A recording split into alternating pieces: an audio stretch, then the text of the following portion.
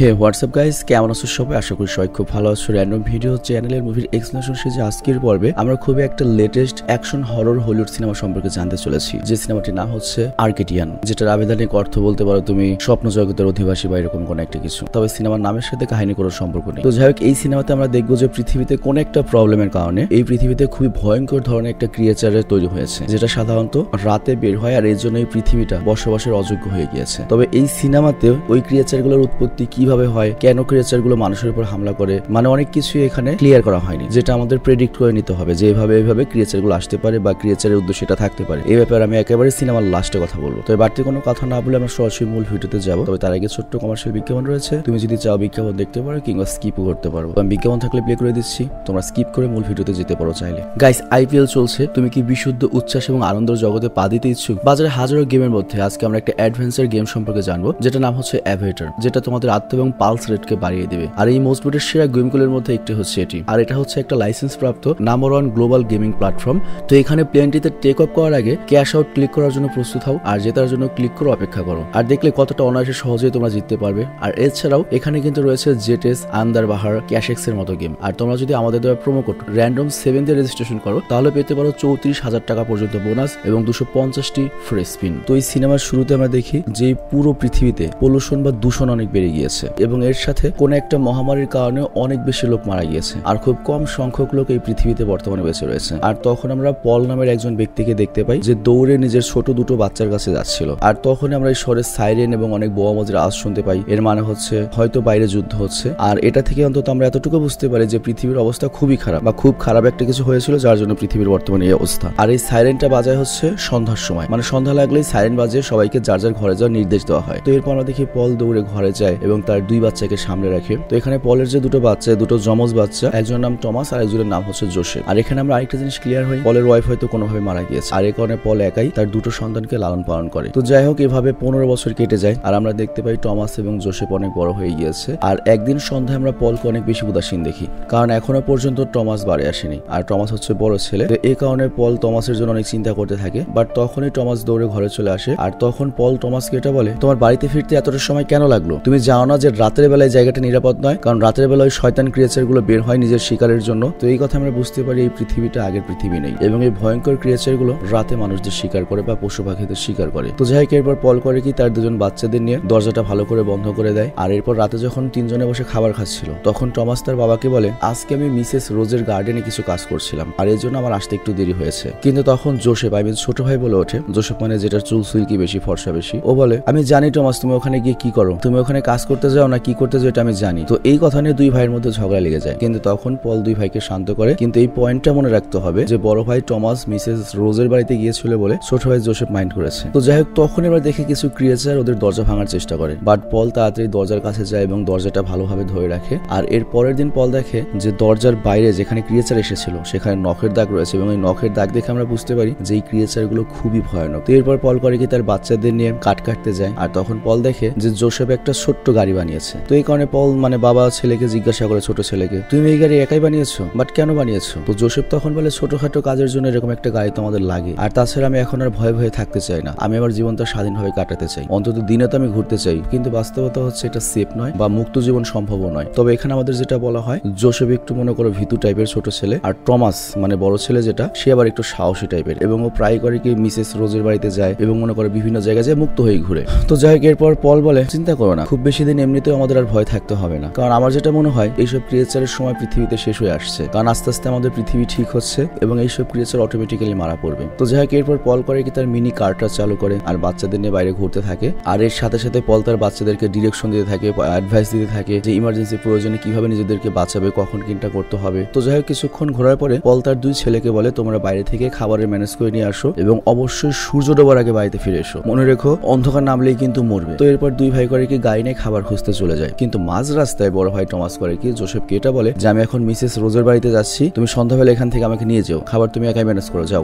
চিন্তা করো ভাই, মিসেস রোজের কাছে যাবে, ঘটনা তো একটু ডালমে কুচ কালা হয়। তো যাই হোক, এটা বলে টমাস করে কি মিসেস রোজের ঘরে চলে যায়, আর ওখানে আমরা জানতে পারি সে আসলে মিসেস রোজের জন্য যায় না, কিন্তু মিসেস রোজের যে মেয়ে রয়েছে যার নাম হচ্ছে শার্লেট, খুবই সুন্দরী, তাকে সে ভালোবাসতো, আর এই জন্য শার্লেটকে দেখার জন্যই টমাস এই বাড়িতে এসে ফাও কাজ করে দিত। আর এই বিষয়টা জোসেফও জানতো, আর এ কারণেই আমরা কিন্তু দেখেছি ডাইনিং টেবিলে গতকালকে জোসেফ আর টমাসের জোসেফের এটা নিয়ে লড়াই হয়েছিল, যে জোসেফ বলেছিল আমি জানি তুমি কেন সেখানে যাও বা মিসেস রোজের বাড়িতে যাও। আর অন্যদিকে আমরা দেখি ছোট ভাই জোসেফ করেছে কি খাবার সংগ্রহের জন্য একটা পরিত্যক্ত বড় বোটের কাছে যায়, কিন্তু এই বোটের অবস্থাটা খুবই খারাপ ছিল, যে কারণে জোসেফকে খাবার খুঁজতে অনেক কষ্ট করতে হয়। আর অন্যদিকে সালেটা টমাস তো মাস্তি করছে এবং তার একটা জায়গায় যায়, আর এখানে আমরা জানতে পারি দুজনকে অনেক ভালোবাসে। আর কথায় কথায় টমাস যখন দেখতে পায় যে সন্ধ্যা হতে চলেছে এবং সন্ধ্যার আগে বাড়ি ফিরতে হবে, তখন টমাস সালেটকে বাই বলে দৌড়ে জোসেফের কাছে আসতে থাকে। কিন্তু আসার সময় টমাস একটা বড় খাদে পড়ে যায় এবং সেখানে পড়ে সে বেহুশ হয়ে যায়। আর এদিকে জোসেফ গাড়ি নিয়ে টমাসের জন্য অপেক্ষা করছিল, কিন্তু অনেক সময় চলে যাওয়ার পরেও টমাস যখন আসে না, তখন জোসেফের কাছে মনে হয় যে টমাস হয়তো বাড়ি ফিরে গিয়েছে, তো এর জন্য ও করে কি বাড়ি ফিরতে আসে। কিন্তু বাড়ি ফিরে আসার পরে পল বলে, মানে ওদের বাবা বলে, তোর বড় ভাই তো এখন আসেনি। তো এটা শুনে তো জোসেফের ধাক্কা লেগে যায়। আর তারপর জোসেফ এখানে সকল সত্য কথা বলে দেয় যে আমাকে রেখে ও তো মিসেস রোজের বাড়িতে গিয়েছিল, আর আমার কাছে মনে হয়েছে ওখান থেকে হয়তো ও সরাসরি বাড়িতে চলে এসেছে। তো এই কথা শুনে পল মানে বাবা অনেক ঘাবড়ে যায় এবং জোসেফকে বলে আমি টমাসকে খুঁজতে যাচ্ছি, তুই এই বাড়ির ভেতর থেকে লক করে রাখবি, কোনোভাবেই দরজা খুলবি না। আর এতটুকু বলে টমাস করে কি তার বড় ছেলেকে খুঁজতে বেরিয়ে পড়ে। আবার ওদিকে রাতের বেলায় টমাসের যখন হুঁশ আসে, তখনও দেখতে পায় যে ক্রিয়েচাররা অলরেডি বের হতে শুরু করেছে এবং ক্রিয়েচাররা ওর উপর আক্রমণ করার চেষ্টা করছে। আর ঠিক ওই মুহূর্তেই টমাস করে কি ভয় অনেক জোরে একটা চিৎকার করে, আর এই চিৎকারের আওয়াজটা শুনতে পাওয়ার বাবা পল, এবং পল তাড়াতাড়ি সেখানে আগুন ধরিয়ে ওই ক্রিয়েচারদেরকে মেরে ফেলে। আর তারপর পল নিজেও করে ওই গর্তে ঢুকে এবং টমাসকে বলে আমাদের আজকের রাতটা এখানেই কাটাতে হবে, কারণ আমরা যদি এই খাদের বাইরে যাই তাহলে অনেকগুলো ক্রিয়েচার আমাদের উপর আক্রমণ করতে পারবে, আমাদেরকে মেরে ফেলবে, কিন্তু এখানে যেহেতু জায়গা কম ভেতরে ঢোকার একটা একটা করে ক্রিয়েচার আসলে ওদেরকে আমরা মারতে পারবো। আর অন্যদিকে জোসেফ বাড়িতে আজকে একাই ছিল, তবে জোসেফ মাতব্বরি করেছে কি ও ঘরের দরজা বন্ধ করেনি। এর কারণটা হচ্ছে জোসেফ আজ পর্যন্ত এই ক্রিয়েচারের নাম শুনেছে কিন্তু কখনো দেখেনি, মানে ব্যাপারটা অনেকটা খাটাসের মতো, আমরা সবাই খাটাসের নাম শুনেছি কিন্তু খুব কম সংখ্যক মানুষই খাটাসকে দেখতে পেরেছি, এরকম আর কি। তো যাই হোক, জোসেফ করেছে ওই ক্রিয়েচারকে ধরার জন্য একটা ফাঁদ পেতে রেখেছে, নিজে ঘরের মধ্যে বসে দড়ি দিয়ে এমন একটা সিস্টেম করে রেখেছে একটা ক্রিয়েচার ঢুকলেই দরজা বন্ধ হয়ে যাবে, তারপর সেই রুমে আটকে দেবে। আর এরপর আমরা দেখি সত্যি সত্যি ওই ক্রিয়েচারটা ঘরে ঢুকে, আর তখন জোসেফ সেই ক্রিয়েচারটাকে সিস্টেম করে খাঁচার মধ্যে আটকিয়ে দেয়। আর ওইদিকে আমরা পল আর টমাসকে দেখি তারা এক জায়গায় বসেছিল, বাট একটু পরে আরো অনেক ক্রিয়েচার সেখানে চলে আসে। আর এটা একটা যেহেতু গুহার মতো বা গর্তের মতো জায়গা ছিল, তো এর জন্য পল করে ওই ক্রিয়েচার থেকে বাঁচার জন্য একটা প্ল্যান বানায়। তো সে করে কি প্ল্যান ভাবে ওই ক্রিয়েচারদের ওই গর্তে ঢোকার সুযোগ দেয়, আর তারপরে ওরা করে কি গর্ত থেকে দ্রুত বের হয়ে আসে এবং এরপর পল করে কি তার কাছে যে বোমটা ছিল সেই গর্তের মধ্যে ব্লাস্ট করে দেয়, যে কারণে যেসব ক্রিয়েচার ভেতরে ঢুকেছিল তারা সবাই মারা যায়, মানে এখানে যতগুলো ক্রিয়েচার ছিল সবাই মারা যায়। বাট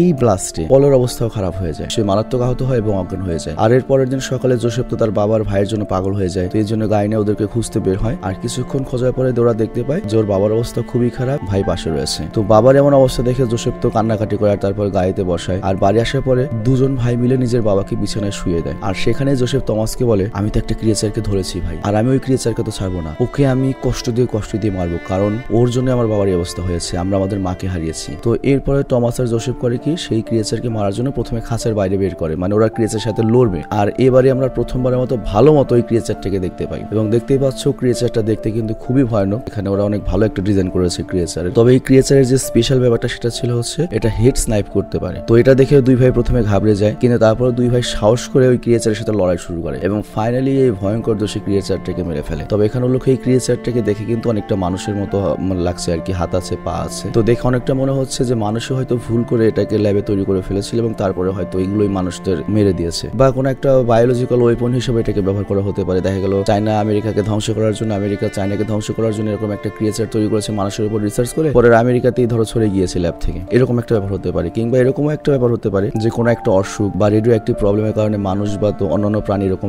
একটা ক্রিয়েচারে পরিণত হয়েছে। আর আরেকটা যে জিনিস হতে পারে সেটা হচ্ছে হয়তো কোনো অ্যাস্ট্রয়েডের সাথে এই ক্রিয়েচার পৃথিবীর বাইরে থেকে এসেছে, মানে এই ক্রিয়েচার গুলো এলিয়েনও হতে পারে। মানে এই সিনেমাতে এটা ক্লিয়ার করা হয়নি, বিষয়টা দুঃখজনক। তো যাই হোক, ওরা তো এই ক্রিয়েচারটাকে মেরে ফেললো। আর তার কিছুক্ষণ পরে টমাস তার নিজের ভাইকে বলে আমার মনে হয় আমাদের বাবাকে মিসেস রোজের কাছে নিয়ে যাওয়া উচিত, কারণ তিনি অনেক ধনী, তার কাছে অনেক খাবার রয়েছে, অনেক ওষুধ রয়েছে এবং অনেক চাকর বাকর রয়েছে, তিনি আমাদের অবশ্যই সাহায্য করবেন। কিন্তু জোসেফ মানে ছোট ভাই টমাসকে বলে না, মিসেস রোজের কাছে গিয়ে কোনো লাভ নেই, সে আমাদের সাহায্য করবে না, আমি যতদূর তাকে চিনি সে যে কঞ্জুস, কোনোভাবেই সাহায্য করবে না। বাট টমাস তো মিসেস রোজের মেয়ের সাথে প্রেম করে, বুঝতেই পারছো, ও নিজের জেদে অটুট থাকে এবং নিজের বাবাকে মিসেস রোজের কাছে নিয়ে যায়, শাশুড়ির কাছে নিয়ে যায়। কিন্তু মিসেস রোজ ডাইরেক্ট মানা করে দেয় যে না, আমি কোনো হেল্প করতে পারবো না, আমাদের কাছে কোনো মেডিসিন নেই, আর একেও আমরা বাড়িতে রাখতে পারবো না। তবে হ্যাঁ, তোমাদের আমরা একটা উপকার করতে পারি, সেটা হচ্ছে টমাসকে আমাদের কাছে রেখে যেতে পারো, তাহলে অন্তত তোমাদের কাছে খাবার বেঁচে যাবে, টমাসের খাবারটা আমরা বেয়ার করবো। মানে বুঝতেই পারছো তাদের জামাই দরকার, জামাইয়ের ভাই বাপকে দরকার নেই। তো যাই হোক, এটা শুনে ছোট ভাই জোসেফ তো অনেক খেপে যায় তার ভাইয়ের উপরে এবং বলে আমি তো আগে থেকেই জানতাম এরকম হবে, আর আমি এটাও জানতাম তুমি মিসেস রোজের কাছেই থাকতে চাও, কারণ এখানে ওনার মেয়ে রয়েছে,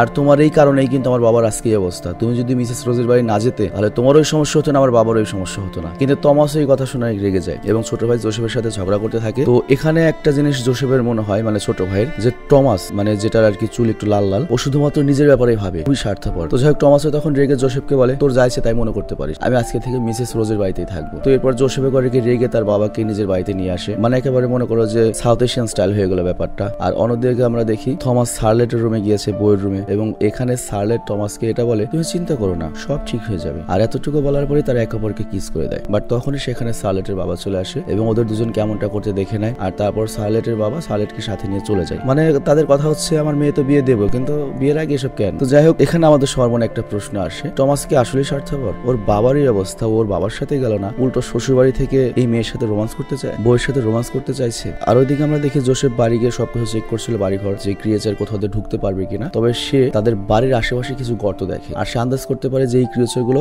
মাটির নিচে লুকিয়ে থাকে বা মাটির নিচ থেকে বের হতে পারে। এবং এখানে আরেকটা বিষয় লক্ষ্য, জোসেফদের বাড়ির মাঝখানে বিশাল একটা কুয়া রয়েছে। তোর কাছে মনে হয় ওরা কি তাহলে ওই কুয়া দিয়ে পাতালে যেতে চায় বা এরকম কিছু করতে চায়? তা না হলে আমাদের বাড়ির ভেতরে নিচ ধরে কেন ঢুকতে যাচ্ছে বারবার? আর এই দিকে আমরা টমাসকে দেখি, যতই হোক তারপরেও বাবার কথা একটু একটু মনে পড়ছে, যতই শ্বশুর বাড়ি থাকুক। আর তারপর টমাস সার্লেটকে বলেই দেয়, আমি আমার বাড়ি ফিরে যেতে চাই, তবে যাওয়ার আগে একটা অনুরোধ, তোমার কাছে যদি কোনো ওষুধ থাকে প্লিজ আমার বাবার জন্য দাও, আমার বাবার অবস্থা খুবই খারাপ। আর তখন সার্লেট করে কি লুকিয়ে কিছু ওষুধ টমাসকে দেয়, কিন্তু এমনটা করতে একটা চাকর দেখে ফেলে। আর এই দিকে আমরা মোটামুটি ক্লিয়ার হয়ে যায় যে মিসেস রোজ মোটেও ভালো মহিলা নয়, কারণ তার কাছে কিন্তু ঔষধ ছিল, তবে তারপরে সে ওষুধ দিতে রাজি হয়নি। তবে এখানে আরেকটা বিষয় বুঝতে হবে, বর্তমান যে পৃথিবীর অবস্থা হয়েছে, মানে বুঝতেই পারছো ওষুধপাতি খাবারের তো খুবই অভাব। তো কেউ চাইবে না তার খাবার শেষ হোক, কেউ চাইবে না তার ওষুধ শেষ হোক। তো একটা পৃথিবীর যখন এরকম একটা অবস্থা হয়, সিরিয়াস প্রবলেমে পড়ে যায় পৃথিবী, তখন কিন্তু মানুষের আগে মনে হচ্ছে মনুষ্যত্ব। তো যাই হোক এরপর যখন থমাস নিজের বাড়িতে যাচ্ছিল ওষুধটা নিয়ে, তখন সে চাকর করে কি থমাসের উপরে বন্দুক তাক করে এবং বলে, তুমি ওষুধ চুরি করে কোথায় যাচ্ছ? তো এই কারণে থমাস তখন বলে, আমি তো এটা চুরি করিনি, সার্লেট আমাকে দিয়েছে। তবে তারপরেও চাকর এটা শুনে না। আর এখানে আরেকটা কারণ রয়েছে, চাকররা ওকে হিংসা করে আর কি। তো এরপর সকল চাকররা মিলে থমাসকে একটা রুমে বন্দী করে আর বলে, তুমি চুরি করে ভুল করেছো, এর শাস্তি তো আমি তোমাকে দেবই। তো এরপর তারা থমাসকে যখন পুরোপুরি মেরে ফেলতে যায়, তখনই মাটির নিচ থেকে কিছু ক্রিয়েচার বের হয়ে আসে এবং ওদের উপর হামলা করে দেয়। আর ওই ক্রিয়েচাররা আমরা দেখি সার্লেটের বাবা মাকে, আমাদের টমাসের শ্বশুর শাশুড়িকে মেরে ফেলে। আর সার্লেট যখন এটা বুঝতে পারে তখন তো কান্নাকাটি শুরু করে দেয়, কিন্তু চাইলেও কিছু করার নেই, অনেকগুলো ক্রিয়েচার। আর ওইদিকে আমরা দেখি সবগুলো ক্রিয়েচার চাকর বাকরকে মেরে ফেলেছে। তো এরপর যখন একটা ক্রিয়েচার টমাসকে মারতে আসে, তখন এখানে সার্লেট ওই ক্রিয়েচারটাকে শুট করে মেরে দেয়। আর তারপর ওরা দুজনে পুরো বাড়িতে আগুন লাগিয়ে দেয়, এর ফলে ভেতরে যত ক্রিয়েচার ছিল সবগুলো মারা যায়। তো যাই হোক এরপর থমাস সার্লেটকে তার বাড়িতে যেতে বলে, যেহেতু সার্লেটের নিজেরই এখন বাড়ি নেই, মা নেই, বাবা নেই, চাকর বাকর কিছু নেই। টমাস তখন সার্লেটকে অফার দেয়, চলো আমার বাড়িতে। আর অন্যদিকে আমরা জোসেফকে দেখি, যার তার নিজের বাবার জন্য অনেক চিন্তা হচ্ছিল যে এখানে আবার ক্রিয়েচার হামলা করে না দেয়। বাট তখনই জোসেফ নিচ থেকে দরজায় আওয়াজ শুনতে পায়। আর জোসেফ যখন এরপর নিচে যায়, তখন সে তার ভাই টমাসকে এবং সাথে তার হবু ভাবি সার্লেটকে দেখতে পায়। তো জোসেফের মনে যতই রাগ থাক, ওর ভাইকে দেখে অনেক খুশি হয় এবং বলে, আমরা হয়তো এখন এখানে নিরাপদে রয়েছি, বাট খুব বেশিক্ষণ আমরা এখানে নিরাপদ থাকবো না, অনেকগুলো ক্রিয়েচার হয়তো এখানে হামলা করতে পারে আজকে। এরপর জোসেফ করিকে একটা প্ল্যান বানায়, সে গ্যারেজ থেকে কিছু তেল বের করে এবং সারা ঘরে তেল ঢেলে দেয়। আর তারপর জোসেফ টমাস আর সার্লেটকে বলে, তোমরা শুধুমাত্র ক্রিয়েচারের উপর নজর রাখবে, ওরা যেন ভেতরে চলে না আসে, তা না হলে কিন্তু আমাদের প্ল্যান ফেল হয়ে যাবে। এবং আমার কাছে যেটা মনে হয়, পলিউশনের কারণে পৃথিবী ছায়া ছায়া হয়ে গিয়েছিল, এই কারণে ওরা উপরিভাগে ভালো মতো ছিল। আর ওরা যেহেতু রাতের প্রাণী আর পৃথিবীর আবহাওয়া যেহেতু ঠিক হচ্ছে, ওরা এর জন্য হয়তো পৃথিবীর মাঝে যেতে চায়, আর এর জন্য ওরা আমাদের কোয়ার্টার ইউজ করবে। কিংবা এটা হতে পারে আমাদের বাড়ির নিচে যে আন্ডারগ্রাউন্ড টানেল সিস্টেম রয়েছে, ওরা সেটার ভেতরে যেতে চায়। তো এই কারণে আমরা ওদেরকে আমাদের বাড়ি ঢোকার সুযোগ করে দেবো আর তারপর পুরো বাড়িটা ব্লাস্ট করে দেবো। বাট আমরা বাঁচার জন্য আমরা বড় একটা বক্সে বন্দী হয়ে যাব, আমাদের যে স্টিলের আলমারি রয়েছে সেটা আমরা বন্দী হয়ে যাবো ফ্রিজে, আর তারপর পুরো ঘরটা ব্লাস্ট করে দেবো। আর এই কারণে ক্রিয়েচার গুলো মারা পড়বে। তো এরপর তারা প্ল্যান অনুযায়ী কাজ করছিল, আর তখনই একটা ক্রিয়েচার ঘরে আসতে থাকে এবং টমাসের উপর হামলা করে দেয়। কিন্তু সার্লেট ওই ক্রিয়েচারের উপর গুলি করে ডাইরেক্ট লেটাফেটা করে দেয়। কিন্তু এরপর এক এক করে অনেক ক্রিয়েচার আসতে শুরু করে, কিন্তু তখনই পল একদম দাঁড়িয়ে যায়, মানে অসুস্থ পল একদম দাঁড়িয়ে যায় এবং সে একাই উঠে করে কি সকল ক্রিয়েচারকে মারতে থাকে। মানে বুঝতেই পারছো নিকোলাস কেজ, এটা ঘোস্ট রাইডার, পাশে একটু কারেন্ট তো থাকবে যতই বাপ হোক। তো যাই হোক ওদিকে আবার বোমা ফাটতে চলেছে। তো জোসেফ তখন তার বাবাকে তাড়াতাড়ি বলে, আব্বু তাড়াতাড়ি এখানে আসো, আমরা ফ্রিজারে ঢুকবো। কিন্তু ওরা যে ফ্রিজারে ঢুকবে ততক্ষণে ওই ক্রিয়েচার কিন্তু ওদের উপর হামলা করে দেবে। তো এই জন্য পল তার নিজের বাচ্চাদেরকে বাঁচানোর জন্য ওদেরকে ওই রুমটা আটকে দেয় যেখানে ফ্রিজার রয়েছে। আর এটা দেখে তো জোসেফ এবং টমাস দুজনে বুঝতে পারে আমার বাবা তো মারা পড়বে এবং তারা চিৎকার করে বাবাকে ডাকছিল। বাট পল তার সন্তানদের জীবন বাঁচানোর জন্য এই অসুস্থ শরীর নয় ক্রিয়েচার গুলোর সাথে একাই লড়তে থাকে, যাতে তার সন্তানরা লুকানোর সময় পায়। আবার এদিকে ব্লাস্ট হওয়ার সময় হয়ে যায়। তো হাতের সমানে টমাস, জোসেফ আর সার্লেট তাড়াতাড়ি ফ্রিজারে বসে যায়, আর তারপরে বিশাল বড় একটা ধামাকা হয়। আর এই কারণে ওদের পুরো বাড়ি ধ্বংস হয়ে যায়, বাট ওরা তিনজনের ফ্রিজারের কারণে বেঁচে যায়। তো এরপর আমরা দেখি টমাস এবং জোসেফ তাদের বাবার মৃত্যুতে অনেক দুঃখী ছিল, বাট তখনই আবার কিছু ক্রিয়েচার ওদের দিকে এগোতে থাকে। তো ওই থেকে বাঁচার জন্য ওরা তিনজনে করে কি গাড়িতে বসে যায় এবং সামনের দিকে এগোতে থাকে এবং ওই ক্রিয়েচার গুলো আমরা দেখি অনেকগুলো এক হয়ে ওদের পিছু করছিল। বাট তখন সার্লেটও তার বন্দুক দিয়ে ক্রিয়েচার গুলোকে শুট করছিল। তো এইভাবে ওরা ওদের মানুষের জীবন বাঁচাতে পারে। আর এখানে আমি আবারও বলছি এই ক্রিয়েচার গুলো কেমন ভাবে দেখানো হয়েছে, মনে হচ্ছে এরা অবশ্যই একসময় মানুষ ছিল এবং এদের পায়ের ডিজাইন, হাতের ডিজাইন একদম মানুষের মতো। তো এখানে কয়েকটা সম্ভাবনা রয়েছে এই ক্রিয়েচার গুলো উৎপত্তির। একটা হতে পারে ল্যাবে তৈরি হয়েছে, দ্বিতীয়টা হতে পারে কোনো একটা রেডিও অ্যাক্টিভ সাবস্টেন্সের কারণে হয়েছে, আরেকটা হতে পারে যেগুলো এলিয়েন। কিন্তু এটা এই সিনেমাতে মোটেও ক্লিয়ার করা হয়নি। আর যেহেতু এখানে পলিউশনের ব্যাপারটা বলা হয়েছে, তো আমার কাছে মনে হয় এটা কোনো রেডিও অ্যাক্টিভ সাবস্টেন্সের কারণে হতে পারে আর কি। তো যাই হোক, এর পরের দিন আমরা সালেট, টমাস আর জোসেফকে দেখি। সালেটের তো বাবা মা সবাই মারা গিয়েছে, আর টমাস জোসেফও বাবা হারিয়ে ফেলেছে। তো এই জন্য ওরা করে কি 3টা কবর বানায় এবং 3জনেই একে অপরকে সান্ত্বনা দেয় এবং সিদ্ধান্ত নেয় তারা 3জনে একসাথেই থাকবে এবং অন্য যে জীবিত মানুষগুলো রয়েছে তাদেরকে খোঁজার জন্য এই শহর থেকে দূরে চলে যাবে। আর এরই সাথে আর্কেডিয়ান মুভিটা শেষ হয়ে যায়। তো যাই হোক, আমি এই সিনেমা সম্পর্কে যেটা বলবো, সিনেমাটার IMDb রেটিং হচ্ছে 10-এ 5.5, কিন্তু আমার পার্সোনাল রেটিং দেবো এটাকে অনলি 4। আর নিকোলাস কেজের কাছ থেকে এরকম একটা সিনেমা তো মোটেও আশা করিনি। সিনেমাতে না আছে কাহিনী, না আছে সেরকম VFX বা ওরকম মনে করে অ্যাকশন দৃশ্য, মানে ওরকম আসলে হয় না এই জিনিসটা। মানে নিকোলাস কেজ যে টাইপের একটা অভিনেতা, যে বড় মাপের অভিনেতা, তার এরকম একটা থার্ড গ্রেডের নাটক করা আসলে মনে হয় না ঠিক হয়েছে। আর এই সিনেমা 1.5 ঘন্টা দেখতে গেলে অবশ্যই আমরা অধৈর্য হয়ে যাবো। এইসব সিনেমার জন্য এক্সপ্লেনই ঠিক আছে, এইসব সিনেমার জন্য 15 মিনিট সময় নষ্ট করা যায়, 1.5 ঘন্টা সময় নষ্ট করা যায় না। তো যাই হোক, আমি আজকের মতো বিদায় নিচ্ছি। তোমার সবাই ভালো থেকো, সুস্থ থেকো। আর আরেকটা ব্যাপার, আমাদের যে র্যান্ডম স্টোর রয়েছে, আমাদের র্যান্ডম স্টোরি কিন্তু ওয়েবসাইট আমরা রেডি করে ফেলেছি এবং খুব শীঘ্রই র্যান্ডম স্টোরে বড় ধরনের একটা ধামাকা আসতে চলেছে। আর আমাদের র্যান্ডম স্টোরের স্পেশাল ব্যাপারটা হচ্ছে তুমি তোমার পছন্দ মতো টি-শার্ট অর্ডার করতে পারবে। মানে আমাদের তো কিছু রেডি করা টি-শার্ট আছে, তারপরও তোমার যেরকম টি-শার্ট রয়েছে, তুমি যে ধরনের কাপড় চাও বা যে ধরনের ডিজাইন চাও সেটা সম্পর্কে বললে আমরা ওই রকম করে টি-শার্ট তোমাদেরকে তৈরি করে দেবো, যে জিনিসটা তোমাকে সবার চেয়ে ইউনিক বানাবে। মানে তুমি গুগল থেকে যে কোনো একটা ছবি বা তোমার ছবি বা যে কোনো একটা লোগো, যে কোনো কিছু দিয়ে আমাদেরকে সেন্ড করলে ওইভাবে তো আমরা তোমাদের কাস্টম টি-শার্ট পাঠিয়ে দেবো। এছাড়াও তোমরা যদি কাউকে গিফট করতে চাও, ডাইরেক্ট তার ঠিকানা দিলে ড্র্যাপিং করে ডাইরেক্ট আমরা গিফট হিসেবে পাঠিয়ে দেবো। তো আমাদের র্যান্ডম স্টোরের ফেসবুক লিঙ্ক এবং এর সাথে ওয়েবসাইটটি আমরা ডিসক্রিপশনে দিয়ে দিচ্ছি, তোমরা দয়া করে একটু অবশ্যই ঘুরে আসবে। তো আমি আজকের মধ্যে বিদায় নিচ্ছি। টেক কেয়ার, আল্লাহ হাফেজ।